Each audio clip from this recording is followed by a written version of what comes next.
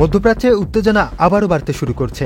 ইরানের পররাষ্ট্রমন্ত্রী Abbas Araghchi জাতিসংঘের মহাসচিব অ্যান্টনিও গুতেরেসের কাছে পাঠানো এক চিঠিতে কঠোর হুঁশিয়ারি দিয়েছেন। বলেছেন, তাদের পারমাণবিক অবকাঠামোতে যদি ইসরায়েল হামলা চালায় তাহলে তেহরান বিশেষ ব্যবস্থা নিতে বাধ্য হবে। যমুনা ইলেকট্রনিক্স ঈদে ডাবল খুশি অফার সিজন 3, যে কোনো পণ্য কিনলেই পাচ্ছেন নিশ্চিত ঈদ উপহার। তিনি আরো বলেছেন, আন্তর্জাতিক সম্প্রদায় যদি ইসরায়েলের অনৈতিক কর্মকাণ্ডের বিরুদ্ধে কার্যকর ব্যবস্থা না নেয় তাহলে নিজেদের নিরাপত্তা ও পারমাণবিক স্থাপনাগুলো রক্ষায় ইরান চূড়ান্ত পদক্ষেপ নিতে বাধ্য হবে।